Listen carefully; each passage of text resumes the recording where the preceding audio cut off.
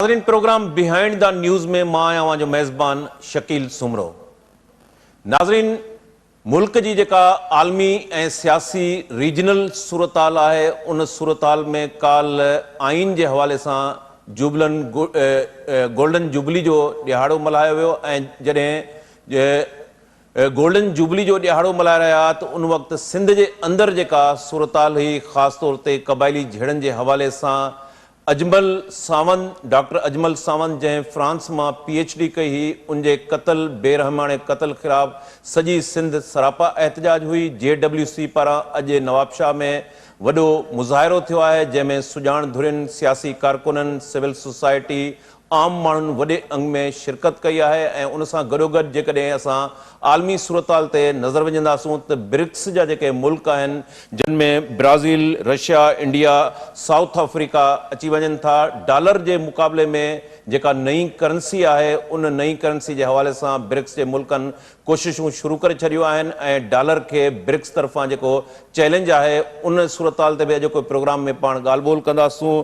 ऐं काल golden jubilee जी जेका तक़रीब हुई, जंहिंमें जस्टिस फ़ाइज़ ईसा जेको सुप्रीम कोर्ट जो सीनियर जज आहे, उन जी तक़रीर खां पोइ जस्टिस फ़ाइज़ ईसा ख़िलाफ़ सुप्रीम जुडिशल काउंसिल में मक़ामी जेका बार आहे, उन पारां दरख़्वास्त दाख़िल कई वई आहे, जो कि प्रोग्राम में पाण उन ते बि ॻाल्हाईंदासूं। पर शुरू कयूं था पाण अजमल सावंत जो जेको बेरहमाणो क़त्ल आहे, उन क़त्ल ख़िलाफ़ सॼी सिंध सरापा एहतजाज आहे। JWC तरफ़ां नवाबशाह में अॼु जेको मुज़ाहिरो थियो आहे, ज़ुल्फ़कार ख़ासकैली JWC जा सदर बि आहिनि, सीनियर सहाफ़ी ऐं शहीद बेनज़ीराबाद जा ब्यूरो चीफ बि आहिनि। पाण उन खां मालूम कंदासूं ज़ुल्फ़कार कीअं सूरताल आहे सॼी सिंध जेका डॉक्टर अजमल सावंत जे क़त्ल ख़िलाफ़ सरापा एहतजाज आहे। JWC सॼी सिंध जे अंदरि मुज़ाहिरनि जो सॾु ॾिनो आहे। ईद खां पोइ कराची में बि वॾो मुज़ाहिरो थींदो। अॼु जेको नवाबशाह में मुज़ाहिरो थियो आहे, तव्हां खां तफ़सील पुछंदासूं त उन मुज़ाहिरे में सिविल सोसाइटी, सियासी कारकुननि, आम शहरनि जी शिरकत कीअं रही? जेको अजमल सावंत जो जेको नाक क़त्ल आहे, उहो पहिरीं ॻाल्हि त JWC ऐं हर बाशूर माण्हू उनखे आम क़त्ल नथो सम्झे, उहो सिंध जे शऊर जो क़त्ल सम्झे थो। उहो हिकु आला तइलीमी याफ़्ता हिकिड़े इदारे जो क़त्ल सम्झे थो। ऐं जीअं ही क़त्ल थियो त सॼी सिंध में जेके बाशऊर धुरियूं आहिनि, सिविल सोसाइटी आहे, उन्हनि हमेशह जेको आहे सो एहतजाज कया आहिनि। ऐं हर ज़ुल्म जे ख़िलाफ़ जेकी सिविल सोसाइटी उन इनफरादी तौर ते एहतजाज बि कंदी आहे। उनमें वकील, अदीब, शाइर, सहाफ़ी। पर तव्हांखे यादि हूंदो त जॾहिं शहीद नाज़िम जोखे जो हिकिड़ो दर्दनाक वाक़ियो पेश आयो त JWC इहो महसूसु कयो ऐं सिंध जे कलमकारनि त छो न हिननि सभिनी किरदारनि खे गॾु कजे ऐं सिंध में जेको ज़ुल्म जी हिकिड़ी रोज़ नई नका कहाणी अचे थी, या को मज़लूम माण्हू रोज़ नओं ज़ुल्म जो शिकार थिए थो, ऐं पोइ JWC जो बुनियादु विधो। ऐं JWC में सॼे साल में जिथे बि को ज़ुल्म थियो, ज़्यादती थी, त पंहिंजे वस आयर उते हुन भरपूर जेको आहे सो किरदारु अदा कयो।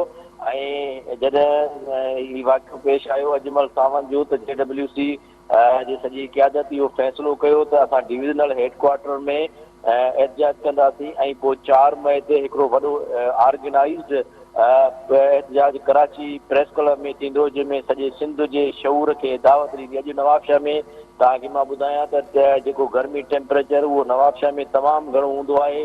रमज़ान शरीफ़ जो महीनो आहे ऐं मुख़्तसिर वक़्त में असां हीअ कॉल ॾिनी हुई। उनजे बावजूदि बि अॼु वॾे तइदाद में जेके कलमकार, अदीब, शाइर ऐं जेके समाजी अॻवान हुआ, समाजी कारकुन हुआ, या जेके सियासी पार्टियुनि में बाशऊर कारकुन हुआ, उन्हनि शिरकत कई। ऐं तव्हां फुटेजिस में बि ॾिसी सघो था त हिकिड़ो वॾो क्राउड नज़र हुयो ऐं उन में हिकिड़ो जोश ऐं जज़्बो हुयो त सिंध में हाणे ज़ुल्म जी जेकी आहे तमामु घणी इंतिहा थी वई आहे। ऐं हीउ जेको बि ज़ुल्म थिए थो, यकीनन उन्हनि खे क़बीलाई तकरार जो नालो ॾेई भोतारनि ऐं सरदारनि खे उते क़ाबिज़ कयो वियो आहे। उन्हनि खे हदूं ऐं ज़िला ऐं तालुकाई इलाइक़ा ॾिना विया आहिनि त तव्हांजी जीअं मर्ज़ी आहे तीअं उते तव्हां माण्हुनि खे लुटियो, फुरियो, माण्हुनि खे मारियो, पर उन्हनि खे केरु पुछण वारो कोन्हे। उनजे करे JWC पहिरें मरहले में अॼु नवाबशाह जेको शहीद बेनज़ीराबाद डिवीज़न जो एहतजाज हुयो, उहो काज़ी अहमद क़ौमी शाहराह ते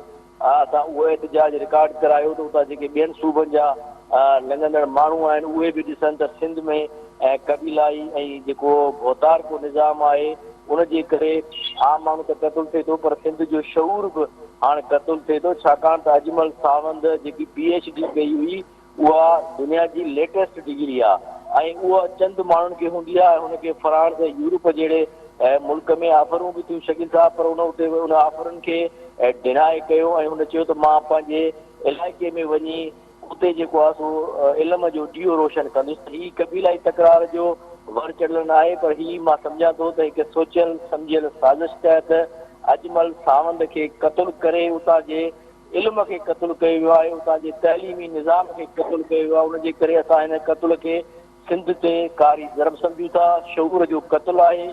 उनजे करे JWC बिल्कुलु अॼु तव्हां ॾिठो त तमामु वॾे तइदाद में ऐं हीअ के कंहिंजा वॾेरे जा के हारी नारी या मज़दूर न हुआ, के ॾियारीअ ते माण्हू शामिल न हुआ, पर हीअ असांजे सिर्फ़ु सोशल मीडिया ते ऐं असां ग्रुपनि में जेको आहे सो कैंपेन हलाई, 3 ॾींहंनि जी कैंपेन जे सिलसिले में अॼु पाणे माण्हू जेके उते पहुता। पर वॾी ॻाल्हि इहा आहे त काज़ी अहमद शहर जो जेको रेडियो वारो आम माण्हू बि हिन एहतजाज में शरीक थियो, त हीअ तमामु घणी हिकिड़ी तब्दीली आहे सिंध जे। हिन में नौजवान शिरकत कई, हिन में अदीब शिरकत कई ऐं वॾे तइदाद में जेके कलमकार आहिनि, त अॻु हूंदो त कलमकार चवंदा त बाबा असांजो कमु रिपोर्टिंग करणो हुयो, पर JWC अचण खां पोइ कलमकारनि खे हिकिड़ो वॾो हौसलो मिलियो। जेके वर्किंग जर्नलिस्ट आहिनि, जेके सुठे किरदार जा मालिक आहिनि, उहे हिन तंज़ीम में शामिल आहिनि ऐं शहीद बेनज़ीर आबाद डिवीज़न जे समूरनि प्रेस क्लबनि ऐं इदारनि जे कलमकारनि वॾे तइदाद में शिरकत कई। उन खां अलावा असांजी अक़ीलती बिरादरी जेकी असांजी हितां जी असुलू कहिड़ा आहिनि, बागड़ी बिरादरीअ जे सिंध जे अॻवान शिरकत कई, पेटे अलफ़ अॻवान शिरकत कई, STP SUP PP शहीद भुट्टो ऐं ॿिया जेके उनमें जेके समूरिन तंज़ीमुनि सुञाण धुरियुनि सिविल सोसाइटी शिरकत कई। महिरबानी ज़ुल्फ़कार ख़ासकैली ऐं JWC पारां सॼी सिंध जे अंदरि मुख़्तलिफ़ शहरनि में एहतजाज जो सिलसिलो जारी रहंदो। ईद खां पोइ कराची में बि वॾो हिकिड़ो डॉक्टर अजमल जे क़त्ल ख़िलाफ़ मुज़ाहिरो कयो वेंदो कराची प्रेस क्लब जे ॿाहिरां। इज़हार अवां कीअं ॾिसो था हीउ जेको शऊर जी लाट आहे ऐं उनजे लाइ जेको बे सुजान ज़हन आहे उनखे हिन रूल ऑफ लॉ न हुजण जे करे कबीलाई जेके झेड़ा आहिनि उन्हनि जो उहो निशानो बणायो वञे थो पियो। डॉक्टर अजमल जो जेको हीउ क़तल आहे बेरहमाणो क़तल, इन खां पहिरियों पाण ॾिठो त नाज़िम जो कयो ऐं कबीलाई झेड़नि जे अंदरि हिन वक़्त ताईं गुज़िरियल केतिरनि ॾहाकनि खां हज़ारे माण्हू जेके आहिनि उहो उनजो खाज बणिजी चुका आहिनि। छो सिंध जे अंदरि जेका ही बेरहरवी आहे, लाक़ानूनियत आहे, इन क़िस्म जी हालतुनि जे पुठियां अवां छा था सम्झो कंहिंजो हथु आहे? हीउ जेको वाक़ियो आहे बुनियादी तौर ते इन जा 2-3 पहलू आहिनि जिन खे असांखे सम्झणो पवंदो। हिकिड़ो त कंहिं बि वाक़िए जो थियणु के मख़सूस इलाइक़े में उतां जी लॉ एंड ऑर्डर जी सिचुएशन खे डिफाइन करे थो। यानी कि उन ज़िले में जिते हू वियो, जिते हुन जी ज़मीन हुई, ज़ाहिरी माण्हू ज़मीन जी संभाल या फसल लोण महिल त लाज़मी वञिणो थो पवे, हिसाब किताब थियनि था, जेके हारी उते कमु कनि था उन्हनि खे बि ॾियणो वठिणो पए थो, इहो सिस्टम लुक आफ्टर करिणो पए थो। ऐं हूअं बि हुनजी जेका जनम भूमि उन इलाइक़े जी हुई त हू उते वञणु हुनजो पूरो हक़ु आहे हर लिहाज़ सां। हिकिड़ो त उते जी जेका सिचुएशन आहे उहा मुकमिल तौर ते शिकारपुर ऐं कंदकोट कशमोर ज़िलनि जा इहे जेके कच्छे वारा बेल्ट ऐं उन सां जुड़ियल कुझु पके वारा एरियाज़ आहिनि, उते त हिकिड़ी दुनिया ई ॿी आहे। उते त पुलिस बि इन्हनि जी मर्ज़ीअ सां चुरपुर करे थी, थाणा बि इन्हनि जी मर्ज़ीअ सां हलनि था, SHO बि इन्हनि जी मर्ज़ीअ सां मुक़ररु थियनि था, ऐं समूरा मामला बि उन्हनि उहे केरु आहिनि?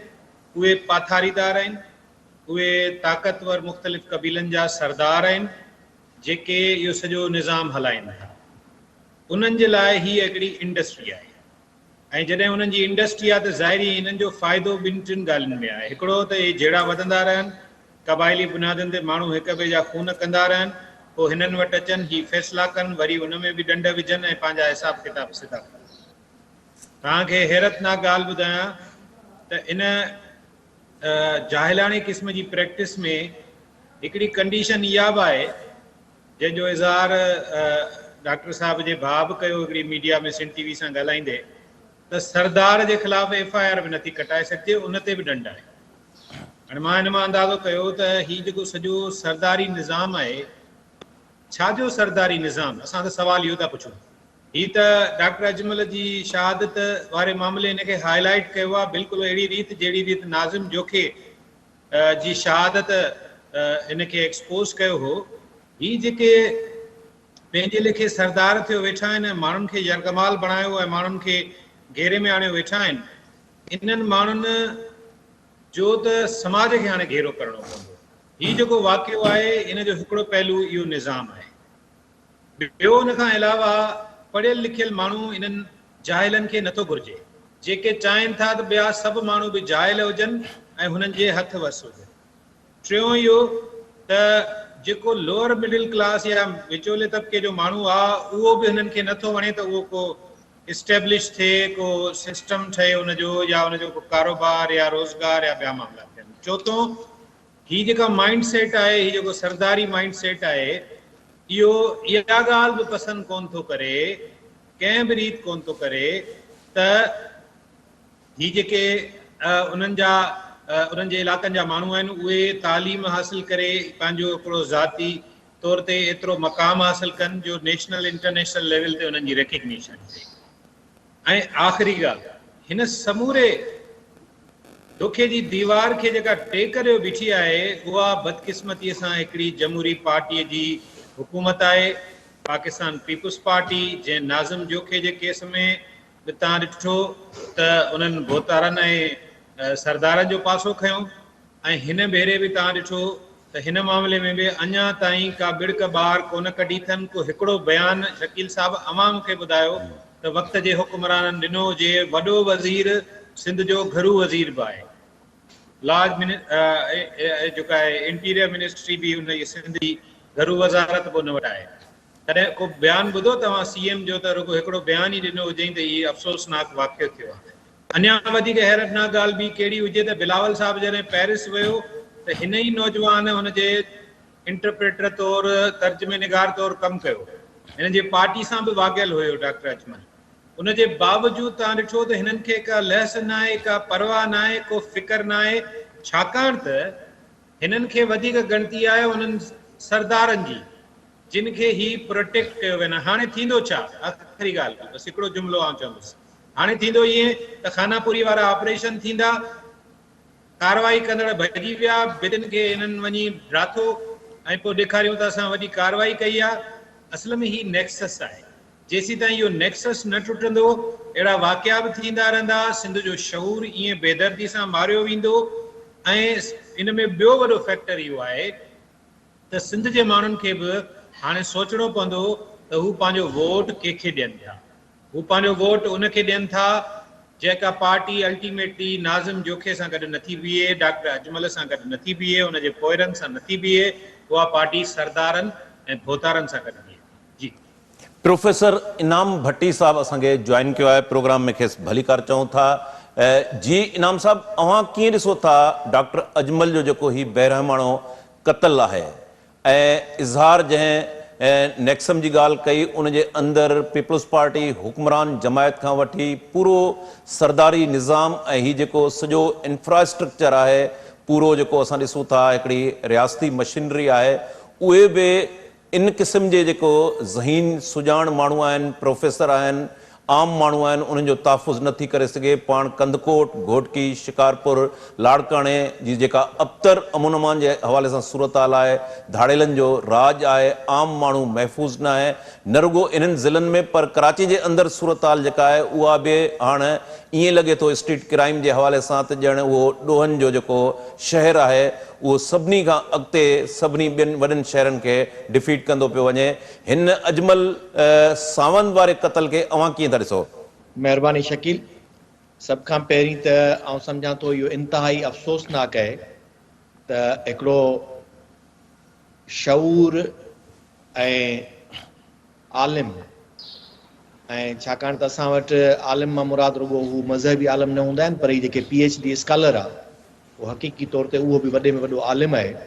ऐं अजमल सावंत जंहिं अॼु जे दौर जी जदीद जेका टेक्नोलॉजी आहे उन जो आलिम हुयो, उन में हुनजी PhD हुई, स्पेशली हुनजी वेब साइंसिस में। माना हीअ जेका तव्हां पाण जीअं ही जेको अॼु नेटवर्किंग ते वेठा आहियूं उन वेब सिक्योरिटी ऐं वेब ते जेका आहे असां हुनजी PhD थियल हुई। हिकिड़ो माण्हू जॾहिं कंहिं क़ौम जो इन लेवल जो मरी वञे त सम्झो त उन क़ौम जो पूरो मुस्तक़बिल जेको आहे उन जो क़त्ल आहे। ऐं आउं नथो सम्झां त सिंध जे अंदरि इन साॻिए टॉपिक ते PhD रखंदड़ ॿिया केतिरा सिंधी नौजवान हूंदा। ऐं वरी बिलख़ुसूस इन पुठिते पियल उतरियनि इलाइक़नि में जिते हुकूमत सरदारनि खे हथु वठी करे रियासत जी सॼी मशीनरी उन्हनि जे पुठियां उन्हनि खे ॾेई करे उन निज़ाम खे हथरादू तौर ते ठाहियो वेठी आहे। इहा मुकमिल तरह ते हिन हुकूमत जी नाकामी आहे। शकील जेके असां वटि दोस्त ई मफ़रूज़ाती जेके चवंदा आहिनि त रियासत त पाकिस्तान जे आइन जो आर्टिकल 7 स्टेट या रियासत जी डेफिनेशन जेका वज़ाहत करे थो त रियासत माना आहे वफ़ाक़ी हुकूमत ऐं क़ौमी असेंबली, उन खां पोइ हेठि सूबाई हुकूमत ऐं सूबाई असेंबली, ऐं उन खां पोइ हेठि अञा लोकल सतह ते लोकल गवर्नमेंट ऐं उन जा लोकल गवर्नमेंट जा इदारा। रियासत इन शइ जो नालो आहे। हाणे जॾहिं असां सिंध जे अंदरि त सिंध में जेकॾहिं लॉ एंड ऑर्डर जी सिचुएशन ख़राब थिए थी, सिंध जे अंदरि इन्हनि इलाइक़नि में जेकॾहिं इन्हनि चंद वॾेरनि खे सरदारनि खे पुलिस, रेवेन्यू, एजुकेशन, हेल्थ जंहिं डिपार्टमेंट जो नालो खणो उहो उन्हनि जे हवाले जॾहिं कयो थो वञे त इन जो मतिलबु इहो थियो त हुकुमरान जमायत उते उन्हनि खे हिकिड़ी पैरेलल रियासत ठाहे ॾिए थी जंहिंजो को बि आइन जे अंदरि इदारो कोन्हे। पाकिस्तान जे आइन में ऐं सिंध जे कानून जे मुताबिक़ किथे बि को जागीरदारी निज़ाम कोन्हे, पर उन निज़ाम खे हथी वठाईंदड़ सिंध जी पीपुल्स पार्टी हुकूमत जंहिं तरीक़े सां उन्हनि खे सपोर्ट करे थी तॾहिं उहे मज़बूत कनि था। मिसाल तौर शकील तव्हां पंहिंजे ई ज़िले जो जेकॾहिं मिसाल वठंदो त उते UC हिकिड़ी जेका हूंदी न उन UC जी टिकट पीपुल्स पार्टी कंहिंखे ॾींदी आहे जंहिंजे पुठियां सरदार या वॾेरो लफ़्ज़ हुजे। पोइ वरी तव्हां अचो तालके ते, पोइ अचो टाउन ते, पोइ अचो ज़िले ते, त उते हू कहिड़े माण्हू खे तरजीह ॾींदा आहिनि जंहिंजे पुठियां सरदार, भोतार या वॾेरो या नवाब लफ़्ज़ लॻियल हुजे। ऐं इहा सूरत हाल रुॻो इन्हनि चइनि ज़िलनि में कोन्हे। हाणे शकील इहो सिंध जे हर ज़िले में ईअं थी वियो आहे। पोइ चाहे ठटो हुजे, बदीन हुजे, हाणे तव्हांजो मलीर हुजे, लाड़कानो हुजे, घोटकी हुजे, कंदकोट हुजे, शिकारपुर हुजे, कश्मीर हुजे, दादू हुजे, नवाबशाह हुजे, जंहिं ज़िले जो नालो खणो उते सभु उहे आहिनि। ऐं जेकॾहिं केरु उहो सरदार भोतार न आहे त रियासत उन जे पुठियां रियासती मशीनरी हीअ हुकूमत उनखे ॾेई करे उन्हनि खे बि सरदार भोतार बणाए वेठी आहे जंहिंजी औताक ते माण्हू हाज़ुरी भरनि। नौशहरे जे अंदरि तव्हां वञो उते तव्हांखे अहिड़ो फ़र्द मिलंदो जंहिंजो अॻे कॾहिं को भोतारी सरदारी सां तालुक़ु न रहियो आहे, पर हाणे छाकाणि त सरकारी मशीनरी सॼी हुन सां गॾु आहे त हाणे हुनजो बंगलो जेको आहे उहो सरदार ऐं भोतार जो बंगलो आहे ऐं उतां ई सभु शयूं थींदियूं। त आउं सम्झां थो ही को बि निज़ाम कोन्हे जंहिंजी असां चऊं त इन निज़ाम खे तब्दील करणु खपे। हीअ सिंध हुकूमत आहे, पीपुल्स पार्टी जी हुकूमत आहे, उहा इन्हनि सभिनी शयुनि खे मज़बूत करे थी पई पंहिंजे इक़्तिदार जे ख़ातिर, पंहिंजे वोट बैंक जे ख़ातिर। ऐं इहे ई इन्हनि इलाइक़नि जा जेके माण्हू जिन खे ई सरदार भोतार ठाहे उन्हनि जे पुठियां सॼी सरकारी मशीनरी जेका ॾियनि था, उनजो मुख्य सबबु इहो आहे त हर माण्हू पंहिंजे कंहिं बि कम जे लाइ उन भोतार ऐं सरदार जे औताक ते वञे तॾहिं उहो कमु थींदो। हिकिड़े मास्तर जी बदिली हुजे या हिकिड़े वैक्सीनेटर जी बदिली हुजे, हिकिड़े कंहिं क्लर्क जी नौकरी हुजे या कंहिं मुख़्तियारकार जी उते पोस्टिंग हुजे, थाणो हुजे, बिल्कुल कोर्ट बिल्कुल कचहरी हुजे, बिल्कुल इहे इनाम साहब सभु तव्हां सही चओ था त 21वीं सदी जे अंदरि डिजिटल एरा में जॾहिं आर्टिफिशियल इंटेलिजेंस जेको आहे उन ते मुख़्तलिफ़ मुल्कनि जे अंदरि जेको आहे तबाज़माई थी रही आहे त सिंध जो जेको मंज़रनामो आहे असांजो उहो मंज़रनामो ईअं लॻे थो त ॼण असां पत्थर जे दौर में हुजूं। कबे उहे साॻियूं मुदे ख़ारिज क़बीलाई रस्मूं, क़त्लो गारत ऐं अहिड़े क़िस्म जा असांखे मंज़र मिलनि था जिते रूल ऑफ लॉ न आहे, जंग जो कानून आहे, हुक्मरान जमायत जेका आहे बिल्कुलु हिन सॼे मामले खां लातालुक़ बणियल आहे। पर ॿिए पासे पाण आलमी मंज़रनामो ॾिसूं था, उन आलमी मंज़रनामे में ब्रिक्स जा जेके मुल्क आहिनि उहे डॉलर जी हिक हटी ख़िलाफ़ चैलेंज बणिजी साम्हूं आया आहिनि। पहिरें क़दम तौर डॉलर खे बाइक पास करण जी स्ट्रेटजी जेका आहे उहा अपनाई वई आहे ऐं ॿिए कदम में जेका है नई करेंसी डॉलर के मुकाबले में आणण जो फ़ैसिलो कयो वियो आहे त ब्रिक्स जा जेके मुल्क आहिनि उहे पाण में गॾिजी इन क़िस्म जो जेको इनिशिएट वठी रहिया आहिनि उन जा हिन सॼे ख़िते ते कहिड़ा असर पवंदा ब्रिक्स जे हवाले सां जेकॾहिं मां तव्हां खां सवाल कयां? पहिरीं ॻाल्हि हिन जे थोरो तफ़सील में जेकॾहिं वञूं शकील, त ब्रिक्स जॾहिं 2001 में ठहियो त उन वक़्त में G7 जेको हिकिड़े वॾनि ताक़तवर मुल्कनि जे विच में जेके हुया उन्हनि में जॾहिं इहे शयूं पाण में कोऑपरेशन वधियो पए, Germany, France, UK, Italy, Japan, Canada में ऐं USA में, त उन जे दौरान इहे सभु शयूं हिकिड़नि नवनि इकनॉमिक जेके मईशत जा नवां जेके पावर थी करे उभरनि पिया, उन्हनि खे बि इहा शइ महसूस थी त कंहिं न कंहिं तरीक़े सां असां पाण में को वेझड़ाट पैदा कयूं। शुरूआती तौर ते त उहो सॼो जेको मामिलो हुयो उहो ईअं पियो लॻो त सिर्फ़ु हिकिड़ा इकनॉमिक रिलेशन्स आहिनि मुल्कनि जे विच में, पर उन वक़्त ई कुझु तज्ज़िया निगारनि जो इहो हुयो त इहे जेके ख़ासि करे ब्रिक्स जे अंदरि, अॻ में इन में साउथ अफ्रीका शामिल न हुयो, सिर्फ़ु उन ब्राज़ील, रशिया, इंडिया ऐं चाइना शामिल हुयो, पर हिकिड़े समिट में जेको आहे साउथ अफ्रीका खे जेको आहे सो रशिया ऑफर कई त तव्हां बि जॉइन कयो, उन खां पोइ साउथ अफ्रीका जेको आहे सो उन जॉइन कयो त ब्रिक मां तब्दील थी ब्रिक्स थी पियो। ऐं उन जी जेका पहिरीं स्ट्रेटजी हुई, हुननि पंहिंजो हिकिड़ो गॾियल इन्वेस्टमेंट सां वर्ल्ड बैंक जे मुक़ाबले में हिकिड़ी जेका आहे सा न्यू डेवलपमेंट बैंक जो बुनियादु रखो, जेका $10 बिलियन जे इन्वेस्टमेंट सां उहा बैंक जॾहिं शुरू थी त उन खां पोइ इहा वधीक शइ नज़र अचणु लॻी त हाणे दुनिया जे अंदरि जेको IMF ऐं वर्ल्ड बैंक जो मॉडल, जंहिंखे मुकमिल तरह ते अमेरिका जी खणी चइजे या वेस्टर्न वर्ल्ड जेके यूरोपियन कंट्रीज़ आहिनि उन्हनि जी चइजे त उनखे सपोर्ट हासिलु हूंदी आहे, त उन जे मुक़ाबले में हिकिड़ी उहा बैंक जेका आहे अॻिते जॾहिं निकिरी आई त हाणे जेके हींअर दुनिया जे अंदरि तेज़ी सां वधंदड़ इकोनॉमीज़ आहिनि न, हैरत जहिड़ी ॻाल्हि आहे शकील तव्हांखे ॿुधायां त हींअर सभ खां तेज़ी सां दुनिया में वधंदड़ GDP ग्रोथ रेट जेको आहे उहो साउथ अफ्रीका जो आहे, ऐं उन खां पोइ जेको आहे सो तव्हांजो रशिया आहे, पोइ उन खां इंडिया आहे, ब्राज़ील आहे, चाइना आहे, इहे तेज़ी सां एतिरियूं इकोनॉमीज़ डेवलप थियनि पियूं। उन्हनि खे हाणे इहा शइ नज़र आई त जेकॾहिं असां पाण में गॾिजी करे कंहिं क़िस्म जी अहिड़ी मूव कयूं जो सुभाणे असां पाण खे सिक्योर करे सघूं। दुनिया जे अंदरि सिर्फ़ु मईशत जी जेका प्रोटेक्शन आहे, जेका मुआशी इस्तेहकाम आहे, उन सां गॾोगॾु सियासी जेका इस्तेहकाम आहे उहो बि अमल दख़ल रखे थो। पहिरीं इन ब्रिक्स जे अंदरि कंहिं बि क़िस्म जी सियासी सोच न हुई, पर हाणे गुज़िरियल कुझु सालनि खां उन में इहा सोच वधंदी थी वञे त कहिड़े तरीक़े सां, ऐं उन जो ख़ासि करे बुनियादी कारण आहे रशिया ऐं चाइना। रशिया ऐं चाइना पंहिंजी मईशत खे सियासी सपोर्ट ॾियण जे लाइ हू सम्झनि था त कॾहिं बि किथे बि को अहिड़ो जेकॾहिं को मौक़ो अचे जो थी सघे थो त अमेरिका उन्हनि खे उन्हनि जी मईशत खे डाउन करण लाइ का स्ट्रेटजी हलाए त उनखे हू कंट्रोल करे सघनि। तॾहिं हाणे हुननि इन ते सोचणु शुरू कयो आहे त हू पंहिंजे नई पॉलिसी में कीअं हिकिड़ी का नई करेंसी जेका आहे उनखे बि जेको आहे सो ठाहे सघनि।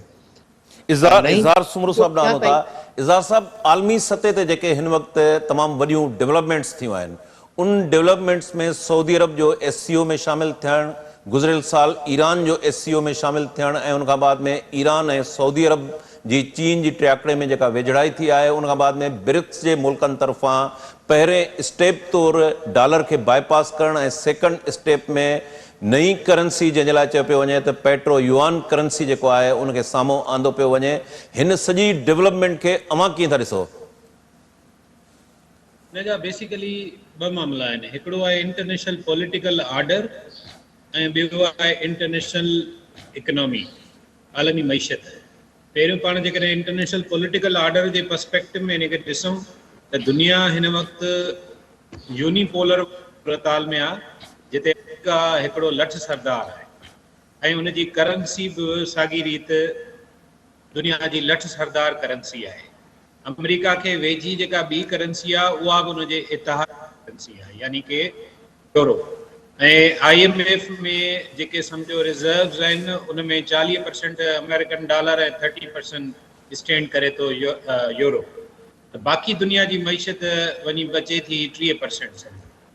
ऐं उन में हिकिड़े पासे हिन खे जेके चैलेंजिस आहिनि अमेरिकन हेजमनी खे या अमेरिका जे जेके सरबराही में दुनिया जो जेको ही सरमाएदारी निज़ाम आहे, बेसिकली त ही कैपिटलिस्ट सिस्टम आहे जंहिं पंहिंजे स्ट्रेटजी सां कम्युनिस्ट सिस्टम ऐं कम्युनिस्ट ब्लॉक खे शिकस्त ॾिनी ऐं उन खां पोइ ही यूनिपोलर पावर थियो दुनिया में अकेले से।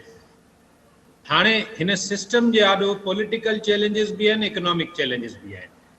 हूअं त मुख़्तलिफ़ टाइमनि ते इहो सोचियो वियो त अमेरिकन डॉलर मां जान छॾाइजे ऐं आलमी जेका मईशत आहे उहा जेका डॉलर जे हथनि में यरगमाल आहे उन मां जान छॾाइजे। इन जी ज़रूरत पोएं साल इन करे वधीक महसूसु कई वई जो अमेरिकन रिज़र्व्स ते प्रेशर वधियो, जंहिंजे करे पोइ डॉलर आलमी सतह ते उनजो असरु डॉलर जी दबाव जी सूरत में नज़र आयो। उन खां पोइ हीअ जेको यूक्रेन वारी जंग आहे इहा डिसाइसिव फैक्टर साबित थियो। यूक्रेन वारी जंग में अमेरिकन्स ऐं यूरोपियंस जहिड़े नमूने प्रॉक्सी वार विड़ी, असल में त इहा यूक्रेनियन जी जंग न आहे, वरना ही जेको अदाकार सदर आहे यूक्रेन जो आहे उहो को एॾी वॾी जंग न खटी सघे हा जेकॾहिं अमेरिकन्स यूरोपियंस पंहिंजी टेक्नोलॉजी, पंहिंजा वसीला, पैसा, फ़ौज सॼी मैदान में न लाया। अहिड़ी सूरत हाल में रूस, चाइना इन्हनि ॿिन्ही पॉलिटिकली फील कयो त हाणे हीउ जेको करंसी वारो मामिलो आहे इनखे अॻियां वधाइजे। इन विच में हीअ जेके ॿिया बि मुल्क आहिनि इन्हनि जो ज़िक्र करणु ऐं मां जंहिंजी ॻाल्हि इनाम साहिब बि कई, हिकिड़ो आहे साउथ अफ्रीका, ॿियो आहे ब्राज़ील। ॿिन्ही जी मईशतूं ऐं ॿिन्ही जी स्टैंडिंग तमामु घणी आहे, हिकिड़ी होॾे अमेरिकन खंड में ऐं हिते ही अफ्रीकन खंड में। हिननि ॿिन्ही मुल्कनि खे उहा पॉलिटिकल लेजिटिमेसी नाहे मिली जंहिंजा उहे हक़दार आहिनि, ऐं उनजे पुठियां बि डेफिनेटली अमेरिकन्स ऐं उनजा इतादी यूरोपियंस आहिनि।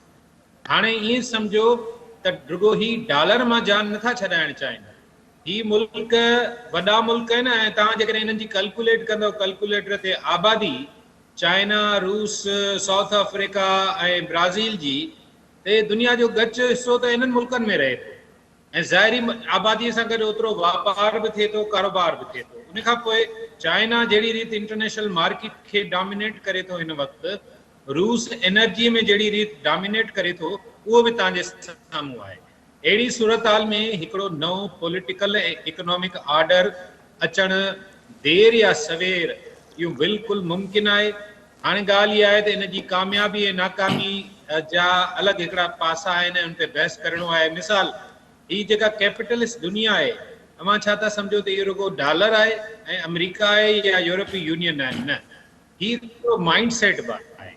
फाइनेंशियल टाइम्स जहिड़ो वॾो जेको न्यूज़पेपर अख़बार आहे उनखे तकलीफ़ आहे इन ॻाल्हि सां, ब्रिक्स वारे मामले सां। उहो आर्टिकल्स लिखाए थो ऐं हिकिड़ो इंप्रेशन ॾियण जी कोशिशि करे थो त इहा करंसी न हली सघंदी। हाणे सवाल इहो आहे त आया हू डॉलर खे था बचाइणु चाहिनि ऐं यूरो खे था बचाइणु चाहिनि या इन इंटरनेशनल कैपिटलिस्ट निज़ाम खे था बचाइणु चाहिनि? आउं सम्झां थो त हीउ जेको डिसीशन आहे इन जी हिकिड़ी टर्निंग पॉइंट आहे। तव्हांखे इन जी टर्निंग पॉइंट इहा थींदी त जेके नॉन अलाइंड मुल्क माज़ी में रहिया आहिनि, जेके हिकिड़ा अणधुरिया मुल्क रहिया आहिनि, बाक़ाइदे तंज़ीम रही आहे नॉन अलाइंड मूवमेंट जे नाले सां, उहे मुल्क बि हिननि सां गॾिबा ब्रिक्स वारनि सां। उन खां अलावा उहे मुल्क जेके अमेरिकन्स या यूरोपियंस जे पॉलिसीज़ खां बेज़ार आहिनि उहे बि हिननि सां गॾिबा। नतीजे में ही रुगो करंसी जो मामिलो न रहंदो, ही हिकिड़ो इंटरनेशनल पॉलिटिकल ऐं इकोनॉमिक ब्लॉक जुड़ंदो जेको एॾो वॾो पखेड़ में ताक़तवर हूंदो। जेकॾहिं हिन में सऊदी अरब, ईरान ऐं हिंदुस्तान शामिल थी विया त पोइ पाकिस्तान वटि बि चॉइस न बचंदी त पोइ पाकिस्तान बि अमेरिका ऐं डॉलर मां जान छॾाए हिन ब्लॉक में अचे ऐं अहिड़ी रीति दुनिया जी तमामु वॾी आबादी हिन ब्लॉक में ईंदी ऐं पोइ अमेरिकन जेका हीअ लठ सरदारी आहे उनखे चैलेंज कंदी। आख़िरी ॻाल्हि हिकिड़ो जुमिले में चवंदे ॻाल्हि ख़तमु कंदुसि त हीअ जेको अमेरिकन ऐं यूरोपियन सिस्टम आहे कैपिटलिस्ट, इहो बि पंहिंजी उमिरि पूरी करे चुको आहे। टेक्नोलॉजी जे अचण खां पोइ, आर्टिफिशियल इंटेलिजेंस जे अचण खां पोइ अमेरिकन ही निज़ाम, उन में पोरे जो सिस्टम, इहो सॼो कुझु बदिलजी चुको आहे। तंहिंजे करे हाणे इन निज़ाम खे बि ख़तमु थियणो आहे, उन जी जाइ ते नओं जदीद ऐं मॉडर्न लास्ट क्वेश्चन प्रोफेसर इनाम भट्टी अवां खां, ही जेका इज़हार ॻाल्हि कई नए जेको वर्ल्ड ऑर्डर आहे, जेको पॉलिटिकल इकोनॉमिकल हूंदो, ऐं असां ॾिसूं था त हिन खिते जे खिते में जेका ईंदड़ तब्दीली आहे उनखे जेकॾहिं असां अमेरिका ऐं चीन जे विच में ॾिसूं, जेका कोल्ड वार शुरू थी चुकी आहे, उनजा हिन खिते ऐं पाकिस्तान ते बि असर पइजी रहिया आहिनि। पाकिस्तान जे अंदरि जेको इंटरनल आइनी, सियासी ऐं समाजी ऐं मुआशी बहरान आहे उहो अवां सम्झो था किथे इन ख़िते जी तब्दील थींदड़ सूरताल जेका आहे उन सां उनजो किथे लिंक आहे, छाकाणि त हिते जेको पॉलिटिकल बहरान ऐं आइनी बहरान आहे ॾींहों ॾींहुं वधी रहियो आहे। जस्टिस फाइज़ ईसा काल तक़रीब में जेका गोल्डन जुबली जे हवाले सां हुई आइन जी, उन में शिरकत कई आहे। अॼु जस्टिस फाइज़ ईसा जे ख़िलाफ़ सुप्रीम जुडिशल काउंसिल में मक़ामी बार पारां दरख़्वास्त दाख़िल कई वई आहे। शकील, जॾहिं 2001 में ब्रिक्स ठही तॾहिं खां अमेरिका खे इन सभिनी मामलनि जी ख़बर हुई ऐं जॾहिं इहे शयूं तेज़ी सां वधियूं त हाणे जेका अॼु सूरताल आहे, ब्रिक्स जी जेका न्यू डेवलपमेंट बैंक आहे उन में हींअर इन्वेस्टमेंट करण में जेका तेज़ी सां वधंदड़ धुर आहे उहे अरब आहिनि। सऊदी UAE बि हाणे उन में शामिल थी चुको आहे ऐं हीअ आउं अचां थो इन ते त जेका हीअ तब्दीली आहे उन तब्दीली जे लाइ आउं शुरू खां वठी चवंदो पियो अचां त पाकिस्तान जे अंदरि जॾहिं बि को पॉलिटिकल क्यास पैदा थींदो आहे ऐं उन में जॾहिं का बि तब्दीली ईंदी आहे उन जे पुठियां अमेरिका जी हिकिड़ी डिघी प्लैनिंग हूंदी आहे। आउं उनखे सिर्फ़ु इन में ॾिसंदो आहियां त ज़ियाउल हक़ जे अचण जे वक़्तु अमेरिका अॻु में ई डिज़ाइन करे चुको हुयो त उनखे अफ़गानिस्तान में छा करिणो आहे। परवेज़ मुशर्रफ जे पाकिस्तान जे अंदरि अचण हुकुमरान थियण खां अॻु, माना चीफ थियण खां अॻु में अमेरिका प्लैनिंग करे चुको हो त हुनखे हाणे अफ़गानिस्तान में छा करिणो आहे। दोहा टॉक्स जेके आहिनि उन में तालिबान खे जंहिं तरीक़े सां अमेरिका अफ़गानिस्तान बाक़ाइदे फ्री हैंड ॾेई करे उतां निकिरी विया ऐं पाकिस्तान में हींअर जेका हीअ सूरताल जुड़े थी ऐं इन ब्रिक्स में चाइना ऐं इंडिया जो ताक़तवर थियणु अमेरिका जे लाइ हिकिड़ो वॾे खां वॾो चैलेंज यकीनी तौर ते हूंदो। तंहिंजे करे पाकिस्तान जे अंदरि ही जेका बि सूरताल जुड़े पई, मूंखे त ईअं थो लॻे त इन में अमेरिका खे फ्यूचर में जेको कुझु हुन अॻु में रशिया सां पाकिस्तान जे सरज़मीन ते वेही करे कयो, हाणे उहा साॻी जेका मूव आहे उहा रशिया खां डाइवर्ट थी हाणे चाइना ॾांहुं वेंदी ऐं सरज़मीन साॻी उहा अफ़गानिस्तान ऐं पाकिस्तान जी इस्तेमालु थींदी, जंहिंजे करे ही सभु शयूं थियूं आहिनि। ऐं ताज़ो तव्हांखे हींअर ॿुधायां त हींअर ताज़ी जेका हिकिड़ी रिपोर्ट यूरोपियन जर्मन हिकिड़ो स्कॉलर उन जी आई आहे त अॻु में त ब्रिक्स जेको आहे उहो सिर्फ़ु लॻो पिए त हिकिड़ो इकनॉमिक क्लब आहे जेका बैंक्स ते ऐं इन्हनि ते डेवलपमेंट ते पंहिंजे कंट्रीज़ ते कमु कंदी, पर हाणे हू लॻे थो त नेशनल अथॉरिटेरियन यानी पंहिंजी क़ौमी ताक़त जो मञाइण उन तरफ़ हू वधी रहिया आहिनि, जंहिंमें चाइना ऐं रशिया बिलख़ुसूस जेको आहे सो उन्हनि जो ज़िक्र कयो थो वञे त हाणे उन्हनि जी सूरत हाल इहा आहे। जॾहिं का क़ौम पंहिंजी क़ौमी हैसियत मञाइण जे लाइ अॻिते वधंदी आहे त यकीनी तौर ते टकराव अणटर थी पवंदो आहे। त हींअर अमेरिका उन्हनि सभिनी शयुनि खे अॻु में ई असेस करे वेठो हूंदो, जंहिंजे करे ही सभु शयूं जेके थियनि पियूं। त मूंखे ईअं थो लॻे त अमेरिका खे पाकिस्तान में ईंदड़ 2 सालनि खां पोइ कहिड़ी स्ट्रेटजी खपे थी, उनखे कहिड़ी रिथामदी उनजी कयल आहे, उन जे पूराए जे लाइ ही जेको गुज़िरियल साल अप्रैल खां मार्च खां जेको कुझु थी रहियो आहे, मूंखे त ईअं लॻंदो आहे त उनजी रिथाबंदी आहे ऐं उन तहत इहे सभु शयूं थियनि पियूं। जी महिरबानी प्रोफेसर इनाम भट्टी साहब, इज़हार सुमरो साहब, टेलीफोन लाइन ते असांखे ज़ुल्फ़कार ख़ासख़िली जॉइन कयो। हिते प्रोग्राम जो वक़्तु पुॼाणी खे पए थो। पंहिंजे मेज़बान शकील सुमरो खे ईंदड़ प्रोग्राम ताईं इजाज़त ॾींदा। अल्लाह भाई।